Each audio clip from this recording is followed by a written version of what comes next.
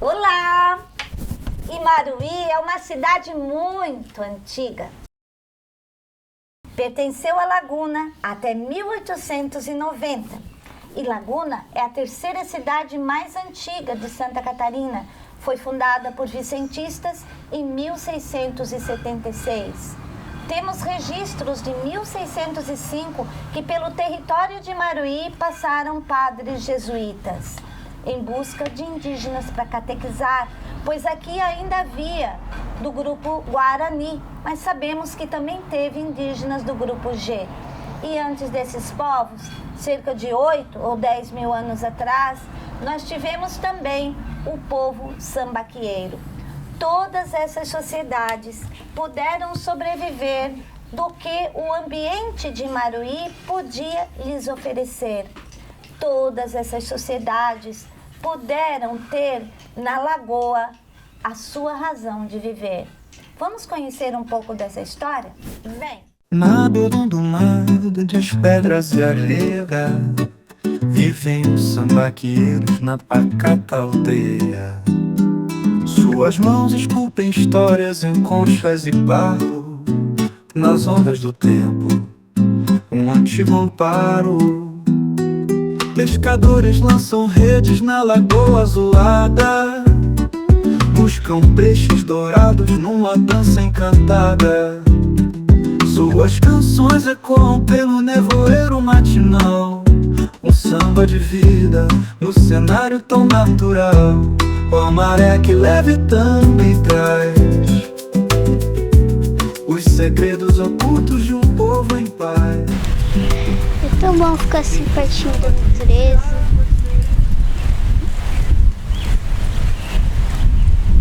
Papai, a lagoa é tão bonita. Ela sempre foi assim? Sabe, minha filha, essa lagoa é tão grande mesmo e bonita, né?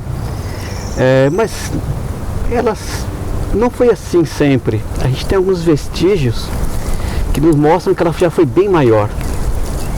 À medida que a gente foi represando ela naturalmente, com areia, lá próximo à laguna, a lagoa foi diminuindo, o mar foi abaixando. E hoje a gente tem essa maravilha da lagoa aqui, que muitas pessoas sobrevivem dela e já sobreviveram também. É uma lagoa que possui rochas, diferentes tipos de rochas, principalmente o granito, né, e o que a gente chama de pedra-ferro, que é o diabásio. Ela é linda mesmo. E essas árvores, elas sempre estiveram aqui? Então, minha filha, essa vegetação que a gente está vendo, ela pertence ao que a gente chama de Mata Atlântica.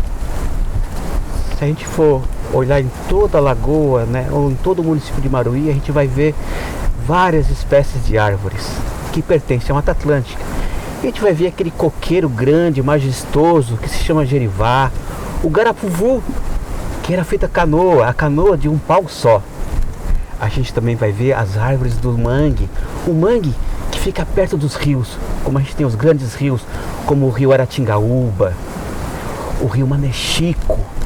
Vegetação essa que hoje praticamente não existe mais, a vegetação de mangue.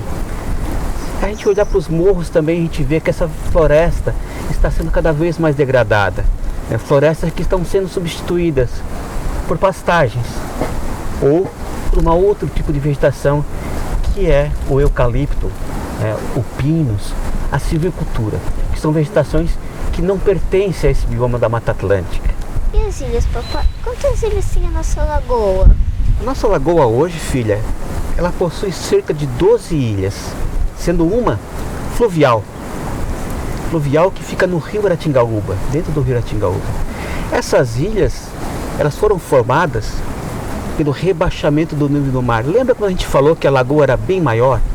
Era bem maior porque nosso mar, nossa lagoa, ela possuía um nível de água bem mais alto. Quando houve esse rebaixamento, a gente formou essas lagoas.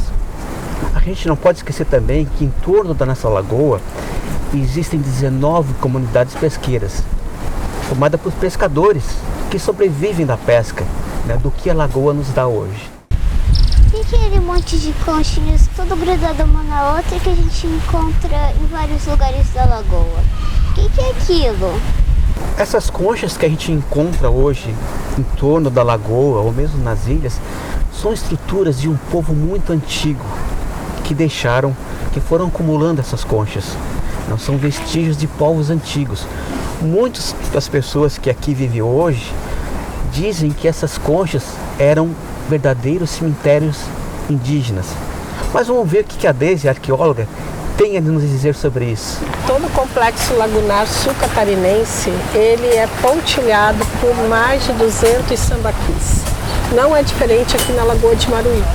Nós temos muitos sambaquis mapeados e muitos já foram estudados também aqui em Maruí.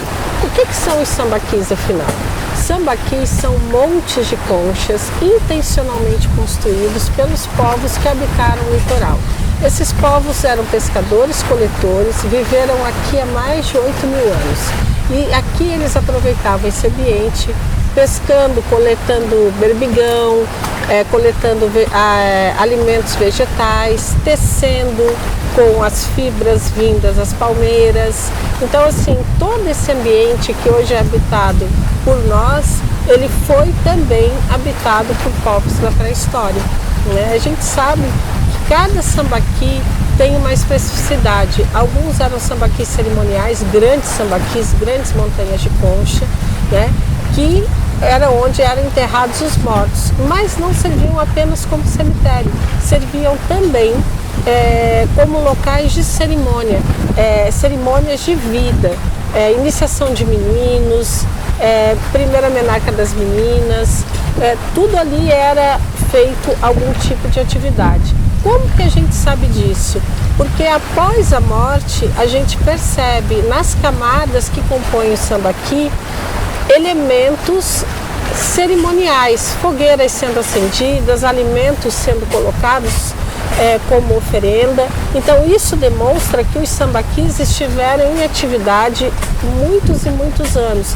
Não eram locais aleatórios, não eram locais feitos, como se dizia antigamente, o lixo do índio ou o resto do dilúvio, mas sim uma construção humana pensada e cuidada, porque os sambaqueiros cuidavam dos sambaquis como hoje nós cuidamos das nossas igrejas.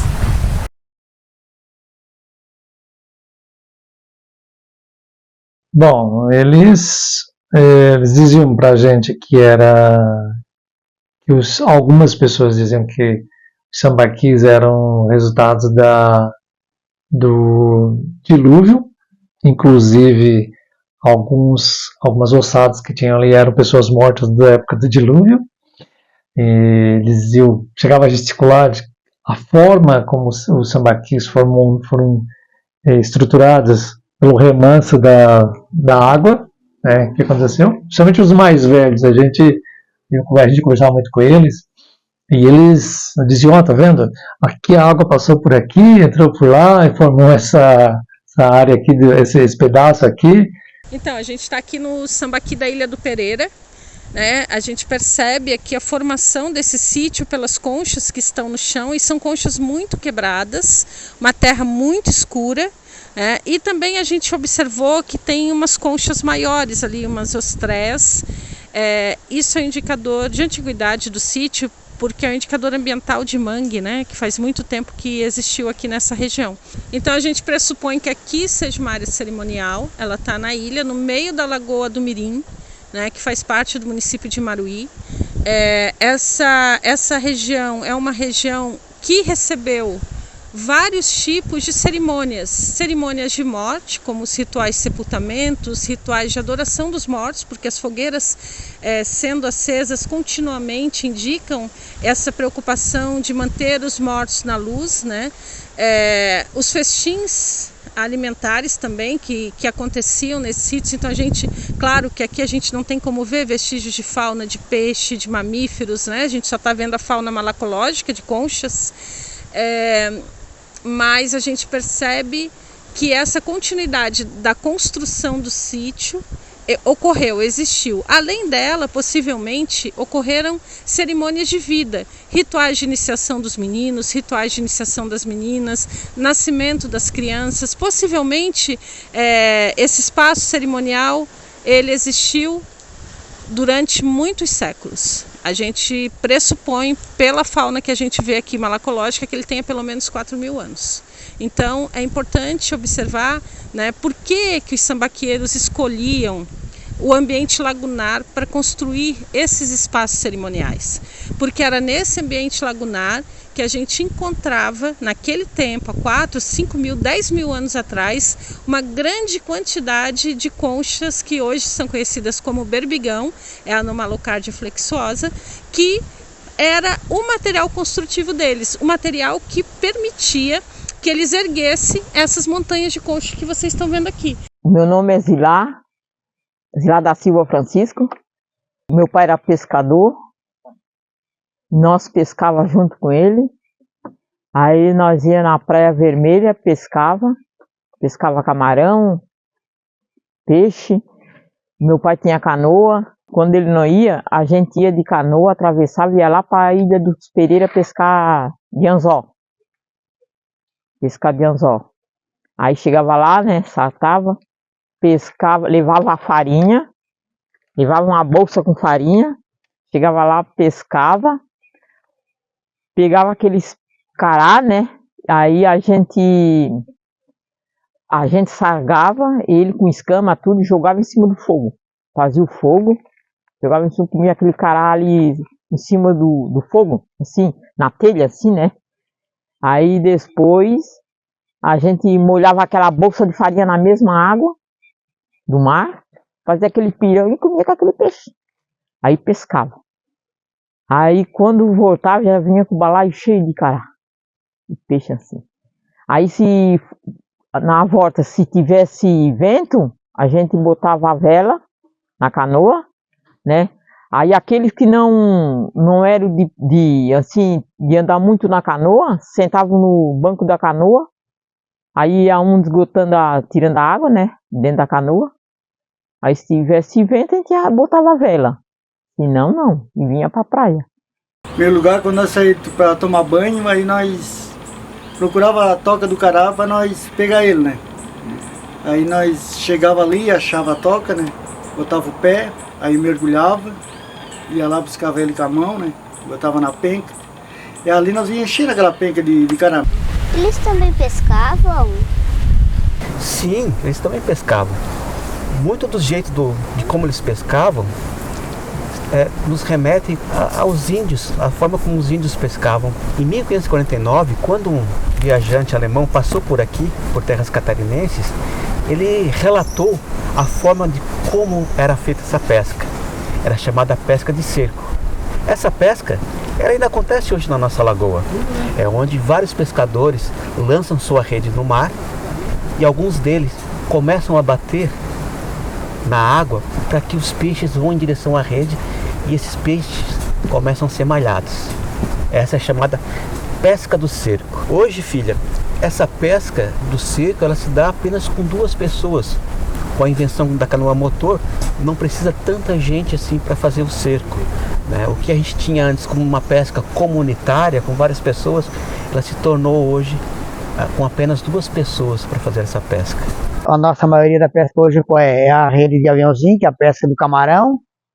Depois nós temos a rede de cerco, né, que a gente pesca a tainha. A tainha geralmente aqui na nossa lagoa é da o ano inteiro. Impressionante o quanto que a cultura sambaqueira continua viva, né? A semelhança da cultura sambaqueira continua viva com a cultura dos pescadores atuais.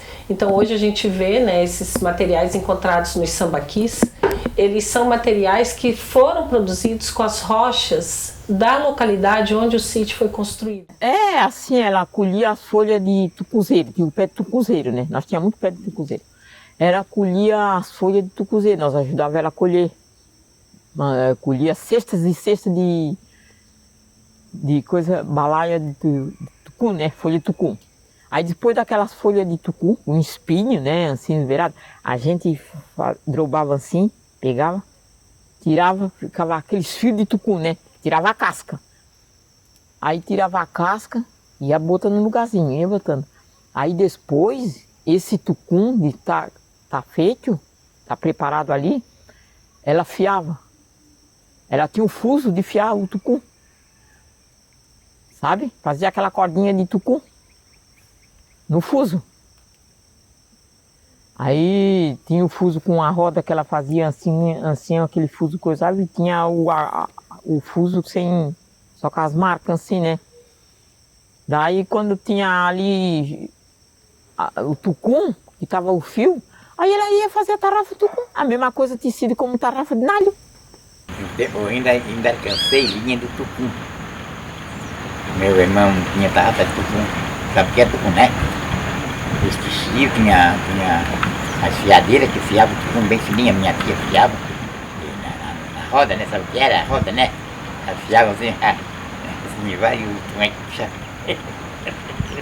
Assim, ó. Botava lá embaixo, uma abraçadeirinha assim, então eles botavam o tucum ali naquele fuso, ia puxando, ia tocando, quando estava bem lá em cima, ela voltava o carro, trazia lá e enliando no fuso outra vez. Depois puxava outra vez o foguinho e puxava. Era assim a vida delas. Antigamente era tarrafa, era coca puxada, que hoje não existe. Hoje a rede que a turma pesca aí é tudo bem mais, a rede feiticeira. Antes era só rede lisa, era um monte de gente para fazer um terno de rede. Hoje é em 2 pessoas, tampa a lagoa quase inteira. Hoje é tudo comprado, né? Pano de rede, hoje não tem uma rede feita na mão.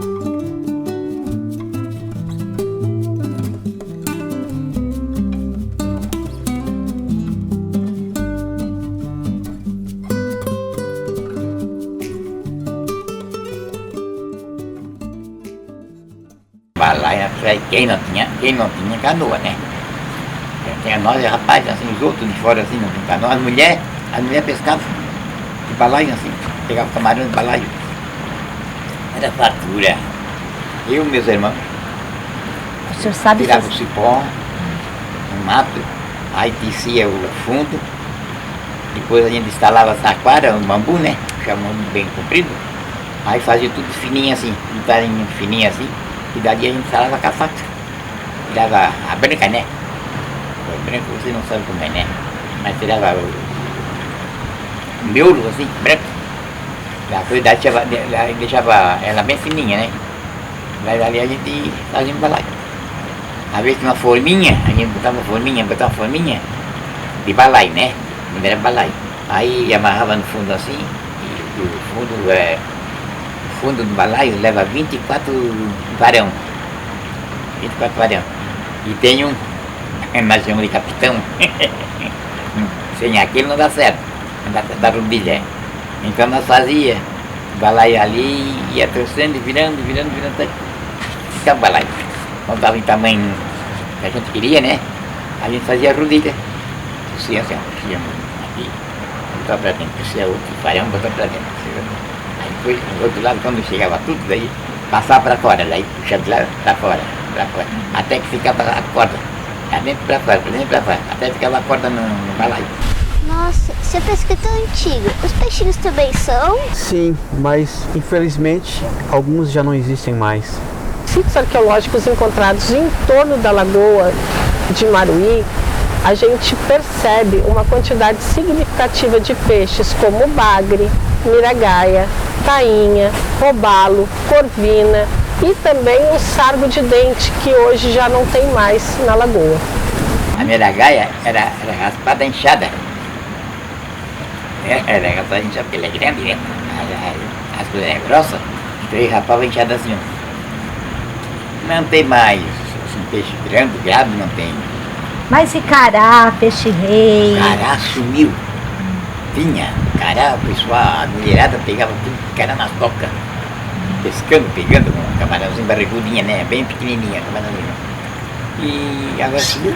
Peguei miragaia no espinhal bastante. Era miragaia de 15 quilos, 12 quilos. Estava espinhal, tinha atravessado. Com a isca era a unha de siri. Peguei diversas miragaia ali, espinhal. Miragaia e algum bagre grande também, né? Hoje já não tem mais. Mas então por que eles sumiram, papai? Sabe, filha, com o passar dos anos, as artes de pesca, as artes do mar, elas foram mudando. E as pessoas, os pescadores, passaram a não pescar não só mais para o seu sustento, mas também para comercializar. O que tinha antes, a gente tinha antes como modo de vida comunitário na pesca, como a pesca do cerco, a pesca da emenda, onde várias pessoas emendavam uma rede na outra, e de forma que o pescado depois era repartido entre eles. Isso já não acontece mais hoje. O que acontece hoje é uma pesca predatória, onde não é respeitado todo o ciclo do pescado. E por isso, por conseguinte, eles acabam desaparecendo. Ouvindo os pescadores antigos, eu comecei a perceber que a lagoa começou a ter esse esforço de pesca muito apurado a partir da década de 60.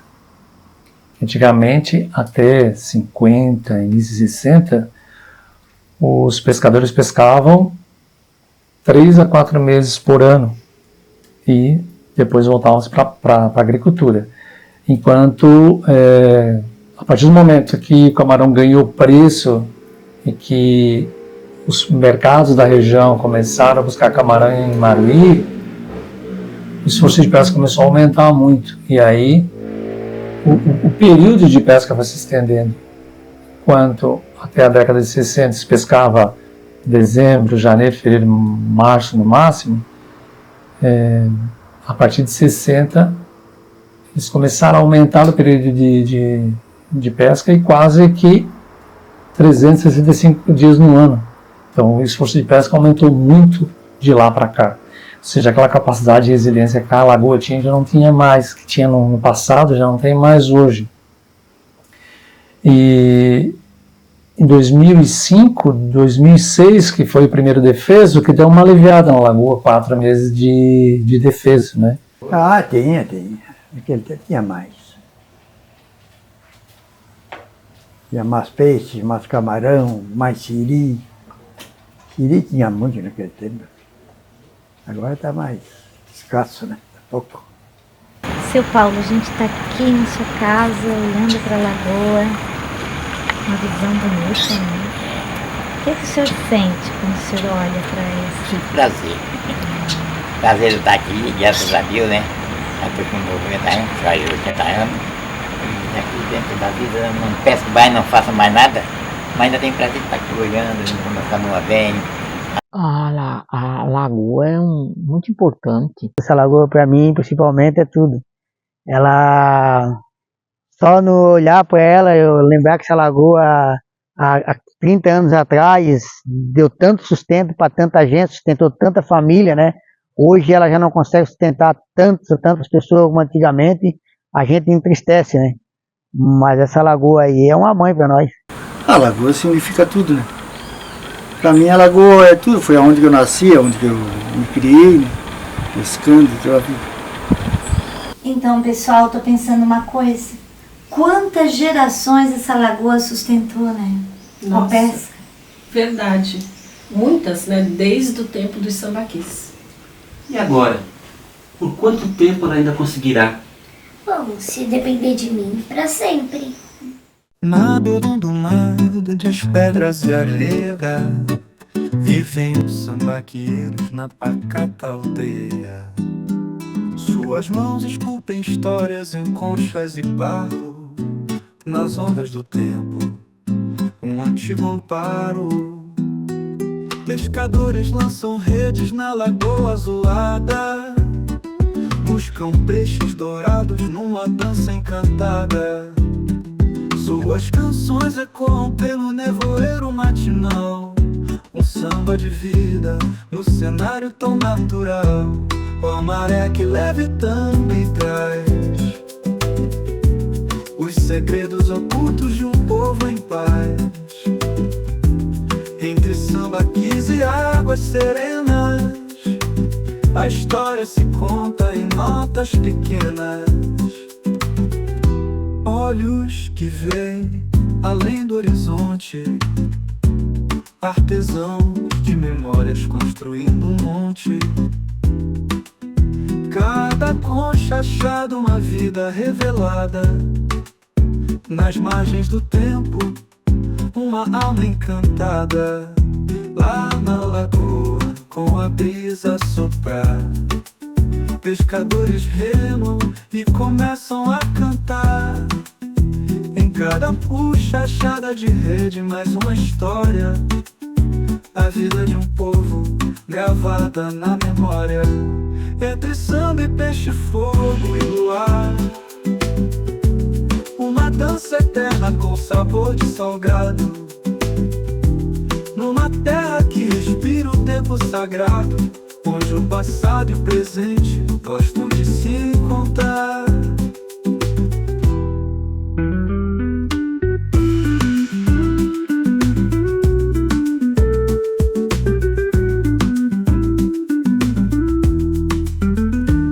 O maré que leve também traz os segredos ocultos de um povo em paz. Entre sambaquis e águas serenas, a história se conta em notas pequenas. Olhos que vê além do horizonte, artesãos de memórias construindo um monte. Cada concha achada, uma vida revelada, nas margens do tempo, uma alma encantada, lá na lagoa, com a brisa a soprar. Pescadores remam e começam a cantar. Em cada puxa achada de rede, mais uma história, a vida de um povo gravada na memória.